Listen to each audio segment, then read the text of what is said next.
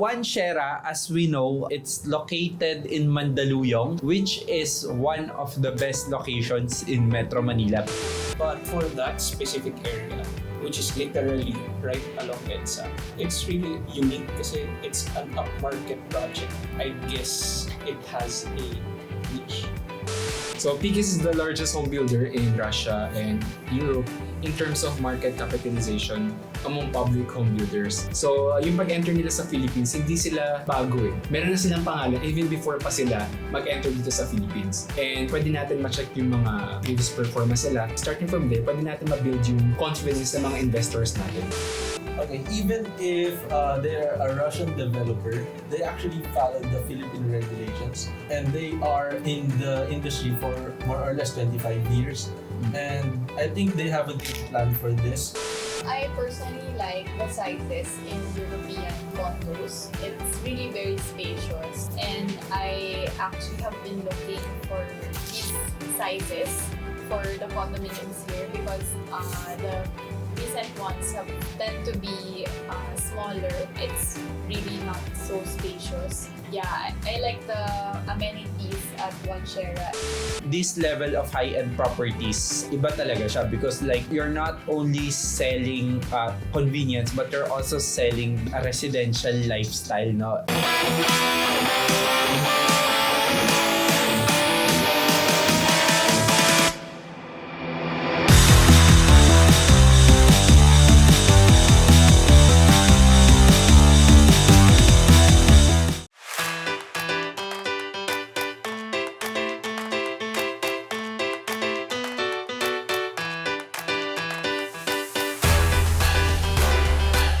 Hello Real Pro, welcome back to my YouTube channel. This is Richard C, your real property expert, and welcome to Property Analysis Review.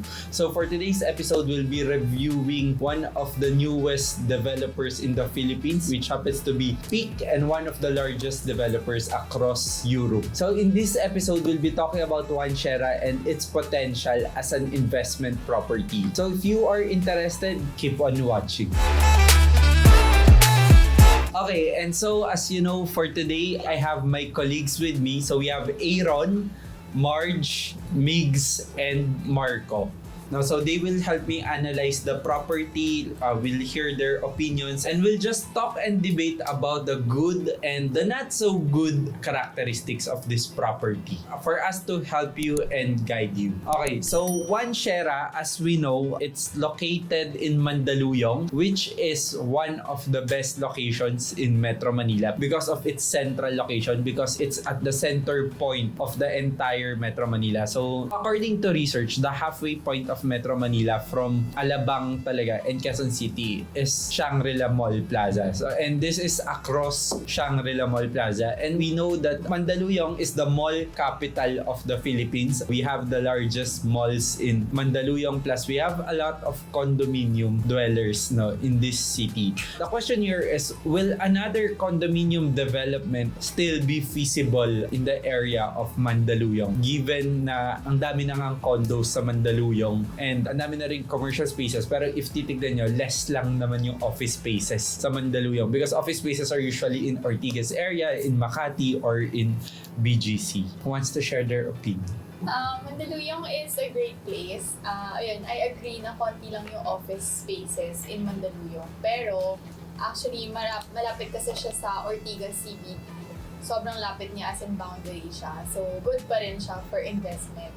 And also, kasi si Mandaluyong has several MRT stations and close din siya to the LRT. So, malapit rin siya sa other CBDs or other places na maraming offices, maraming workers. So, yeah. Yeah, so it does not matter kung walang masyadong offices sa Mandaluyong because it's easily accessible.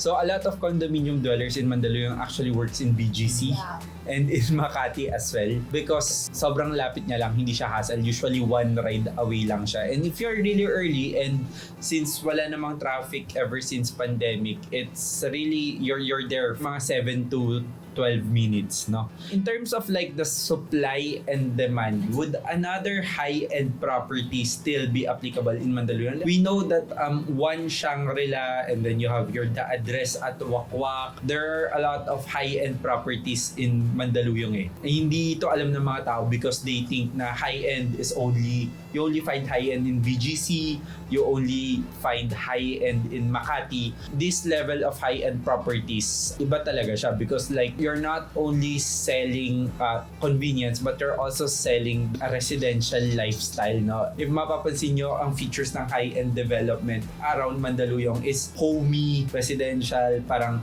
they don't make you feel na nasa commercial area ka. That has always been a feature of Mandaluyong, unique compared to Makati and BGC wherein they try to maintain yung residential feels, no? This is for workers who don't want to feel na parang nasa urban city pa rin sila pag uwi nila even if nasa central, or they just want a different environment pag uwi nila. I think there's still a space in it kasi like from the previous projects that we mentioned, like the address, they are relatively older buildings, pero there isn't as much new high-end developments within that specific area.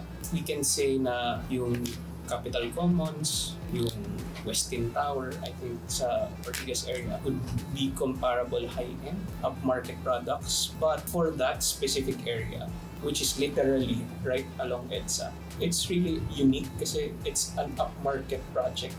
Compared sa katabi niya, literally katabi niya na Urban Deca na very budget. Yes. Yung GA Towers dun sa may bandang Boni, hindi yun yung market segment na pinikater niya. Right. So for that specific area in Mandaluyong, I guess it has a niche.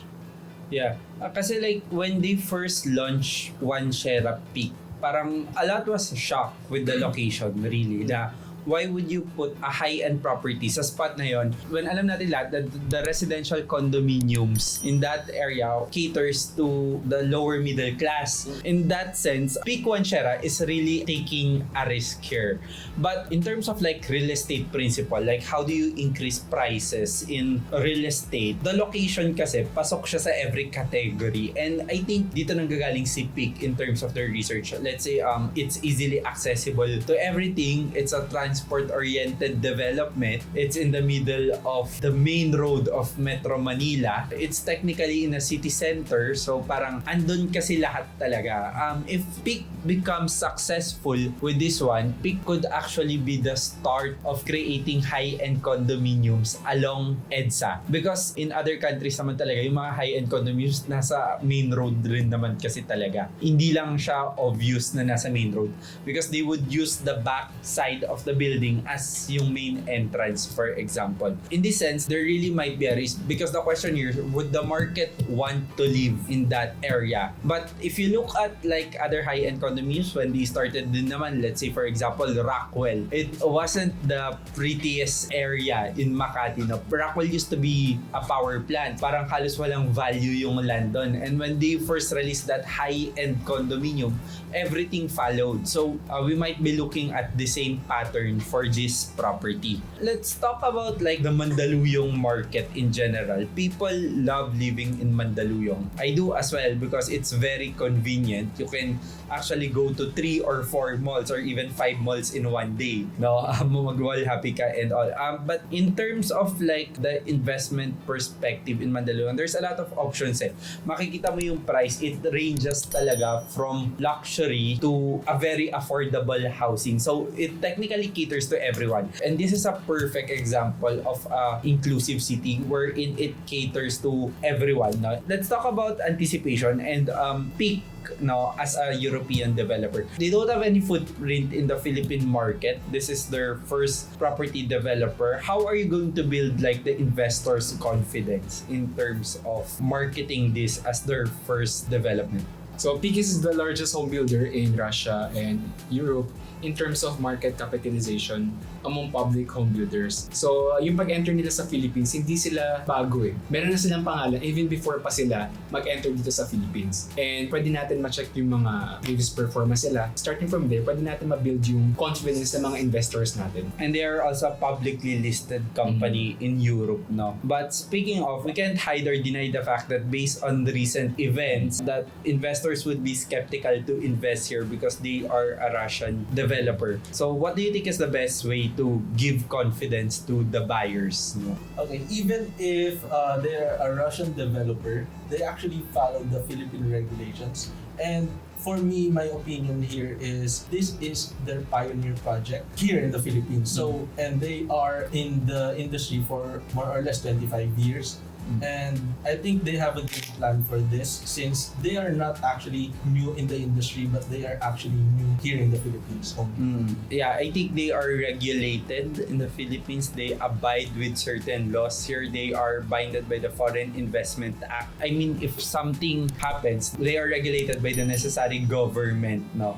That works with our real estate industry in the Philippines. One of the great features of PIK as a development is they promote like European technology and the European lifestyle. So as you know, in Europe kasi, the developments are very simple. They don't have like big swimming pools. They don't have like themed properties. It's just like square rectangular buildings sa labas. But it's very spacious. The layout is very efficient. You can do a lot with the layout.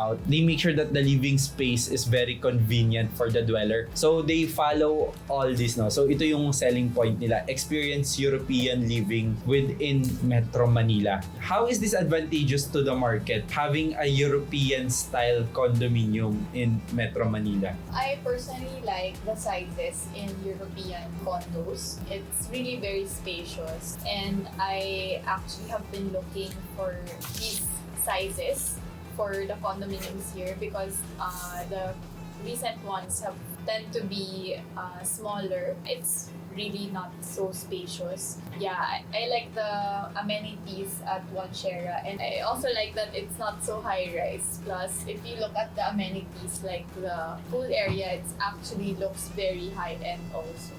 Yes, para kang nasa hotel. It's really an upscale property without giving you all this extra. Because sometimes condominium developments in the Philippines, sige kung ano-ano na lang naiisip na feature just to sell it to the market. No? Na sometimes like the feature nagmumukha na siyang resort park or nagmumukha na siya na theme park, no? Wherein all this extra would just add to the cost of your association dues. It's going to be hard to maintain. There's no crowd control. What you see is what you get type of condominium. But again, pinaka-important niya sa European style of apartments is the layout talaga, wherein they have spacious bedroom, they have spacious living space. It's really simple talaga. They try to maximize the space given to you. So having said that, sizes of One Shera would be 32 square meter for a studio unit, 57 square meter for a one-bedroom unit, and 84 square meter for a two-bedroom unit. The price range is around 230,000 to 250,000 per square meter,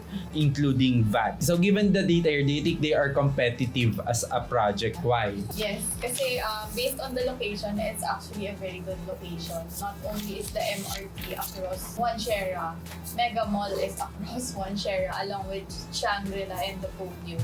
If you compare to price of Shangri-La, it's actually malayo yung pricing pero pareho siyang high-end. It might be competitive in terms of its price, no? And compared to the high-end properties around the area, no? The problem here is a lot of people would like to go down and look for parks, for example, or really would like to walk their dogs in the evening. Do you really need to cross Greenfield for you to enjoy the park? Do you really need to go to Capital Commons pa because I think pagbaba mo, the problem is they don't really have that open space. If you're living in a condominium, you wanna go down once in a while and like get Starbucks or you just wanna walk around. But then of course, they have their balconies naman. Plus, again, you have great views of the Sierra Madre, you have great views of the city, there's no blocking, and you have the view of the entire EDSA and the residential houses near EDSA from the balcony. Pero I think it's a matter of what you're looking for, no? How you position your lifestyle. Maybe if you're an introvert na hindi ka naman mahilig lumabas after you go home from the office, I think one share is okay naman as an investment. Same as yung sa Europe, di ba? Maraming ganun yung building lang siya, then you need to go somewhere else. Yeah, even in my flat in London, like when you go down, you really have to walk like 1 kilometer going to the park, no? And that's the time ka mag-e-enjoy sa park. Ito naman, it's not that far to get to the nearest open space, which happens to be Greenfield. It's less than 1 kilometer away. You'll just have to cross the street, no? But then again, because nasa other side siya, you get it at a cheaper price, no? And that side kasi, side din naman yun ni Rapal, side din yun ng other high-end properties like again, Shangwakwa and the address, diba? They are all from that side. So hindi lang naman si one share yung galing doon. It's just really a matter of preference. Okay, let's talk about special features because they're marketing themselves as top European technology. What exactly is a top European technology pag sinama mo siya sa residential condominium? So I think you're not just paying for the good location, but you're also paying for the European lifestyle. Kasi meron silang tinatawag na automated parking, which is pwede siya magamit sa pag-save ng space and also sa pag-save ng time. Kasi ang gagawin mo lang doon, ipapark mo na tapos bahala na yung machine sa pag-angat ng car mo, siya yung magpapark mag-isa. So nandito din yung smart home and energy efficient na mga LED lights and also yung mga smart keycards natin. Oh yeah, so those are features na it's not really quite common, no? Except for keycards, it's quite a requirement now for most condominium properties. And smart home kasi talagang a lot of developers would brand their development as a smart home eh. Pero I think for PIK, they really have that technology. Kasi sa parking pa lang makita mo na automated yung parking eh. But of course, having a smart home or too much technology within a residential condominium could be a disadvantage din sometimes. What if brownout? Sometimes like for me, I do have smart blinds. It means I can control it via the remote control. Pero pag nag-brown out, hindi ko na siya mababa. For example, so parang like too much of it might be a disadvantage as well. But of course, they're promoting convenience here, no? And also yung sa parking din, sometimes parang too much convenience, parang may cause inconvenience. Like for example, may naiiwan ka sa sasakyan mo, tapos gusto mo balikan. So parang maghihintay ka pa ng medyo matagal para ma-check kung may naiwan ka nga ba or para balikan yung naiwan. Yes, but for sure meron naman silang organized system, no?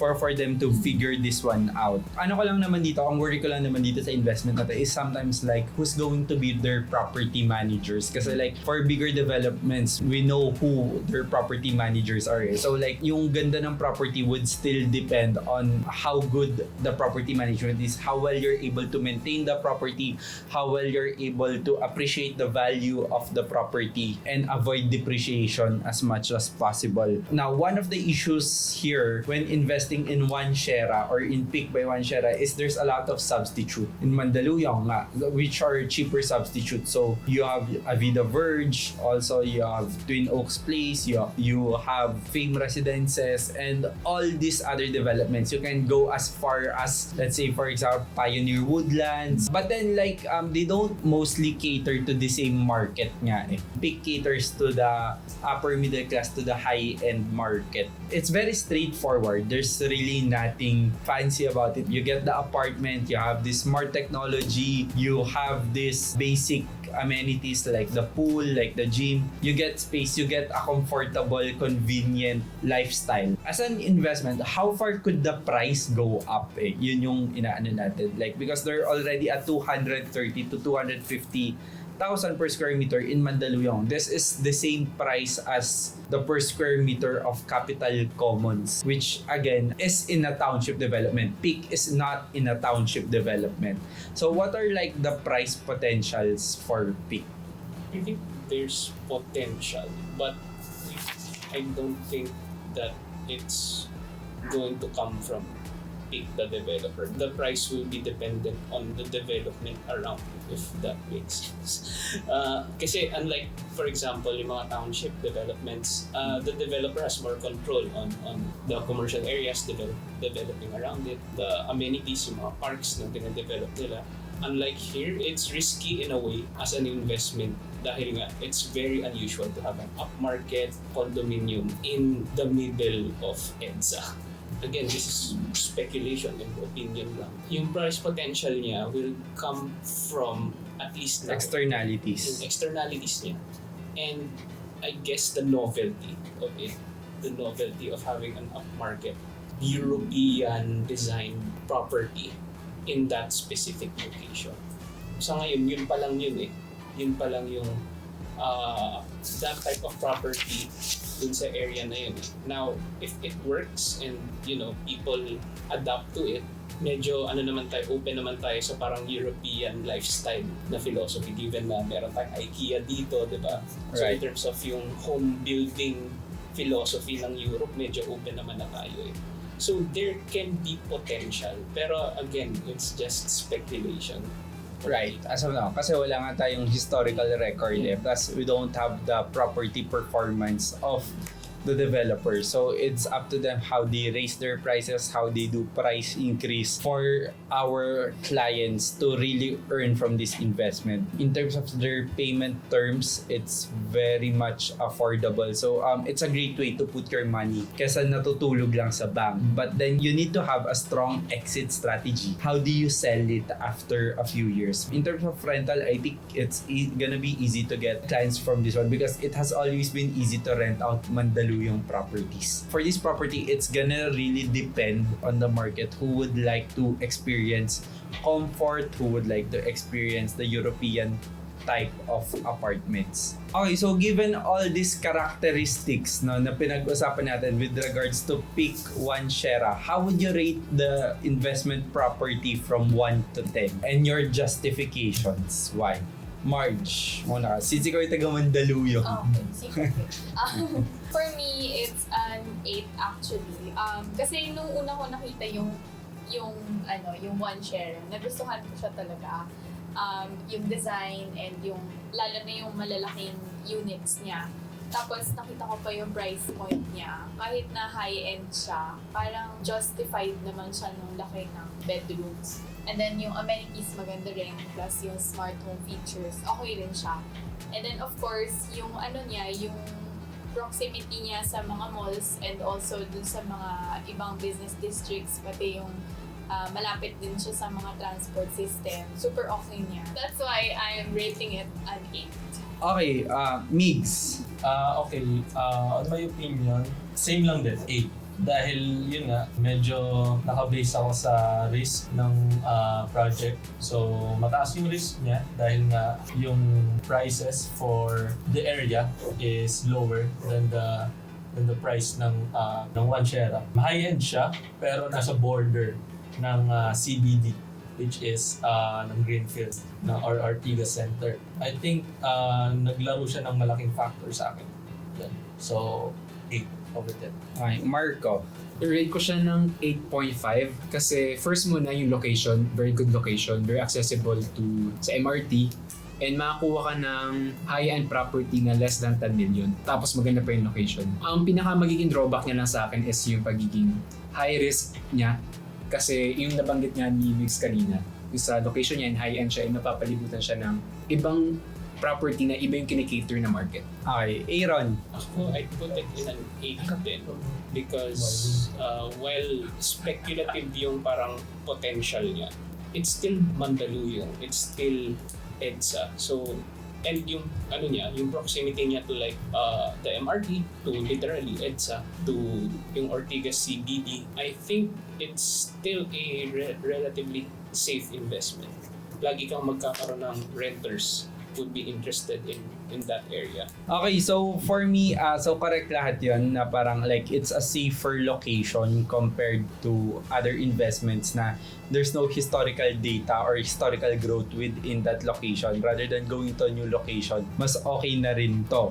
But I commend them for taking the risk of putting up an upscale property in that position or being the first upscale property along the stretch of EDSA. Pero pag titignan mo kasi siya per square meter, almost the same price lang siya per square meter as other properties like Fame Residences, for example, which also happens to be along EDSA. Almost ganun lang din siya per square meter. It just so happen na bigger cuts lang din talaga tong si PIK. So for me, I'm also giving it an 8 because there's no reason to give it lower than 8. I think they're gonna deliver what they promised. They are giving a new lifestyle. They are giving something new to the Philippine real estate market. Again, it's a great option, but it's also an option for investors who wants to be rewarded for taking the risk of investing in these types of property. Again, like when you're investing in real estate, the lower the risk, the lower the returns, the higher the risk, the higher the returns. So it's either you hit it or you just yield a little, but you'll never miss with regards to this property. Hindi ka naman malulugi if you invest in this property. You'll probably get more, pero hindi lang natin alam how much more. So it's a great option for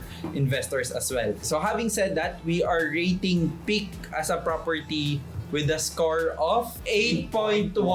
Okay, so that's a very high score for our property analysis. Okay, so thank you for watching this series. If you enjoyed this series, please connect with us. My address and the email address of my colleagues is in the description box down below. If you want to invest properties or avail of any of our services, we do have extensive services for our clients, so you know where to contact us.